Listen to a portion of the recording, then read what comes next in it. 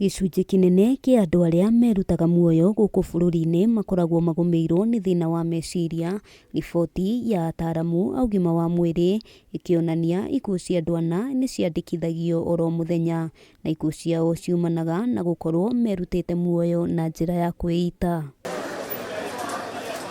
Kwaga mũndũ mwĩhokeku wa kwĩitũrũrĩra, guoya wa kwaria magĩtigĩra kũnyũrũrio nĩ imwe ya mĩhĩnga ĩrĩa ĩrigagĩrĩria andũ marĩ na thĩna wa meciria kwĩyaria, na ataaramu matarĩirie bũrũri ndũkoretwo na mĩtaratara mĩkinyanĩru ya gũteithĩrĩria andũ arĩa magũmĩirwo nĩ thĩna ũyũ.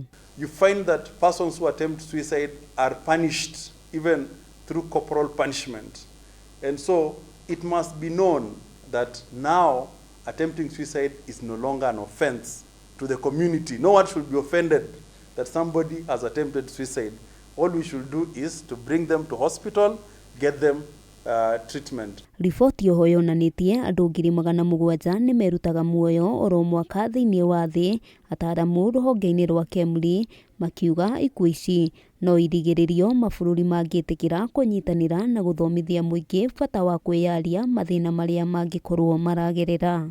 If someone has easy access to pesticides, old medications, and so on, including firearms, then their risk of dying by suicide goes up.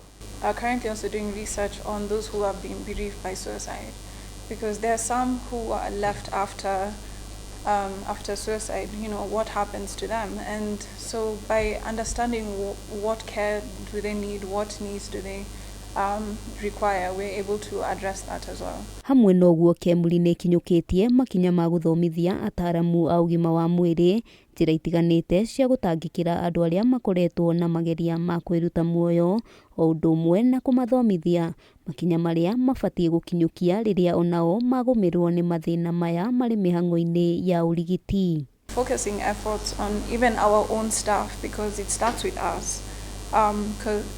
By just helping them understand, how to go about workplace mental wellness through, because we usually have newsletters, we usually use that, we usually use our webinars to help inform people about, workplace stresses and things of that sort. Ataaramu aya ona kũrĩ ũguo maugĩte andũ manakorwo na mageria ma kwĩruta muoyo mabatiĩ gũkinyio thibitarĩ nĩguo mamũkĩre ũrigiti, ĩndĩ ti kũhingũrĩrwo thitango. Handũ-inĩ ha Kameme TV, rĩtwa rĩakwa nĩ Wambui wa Njũgũna.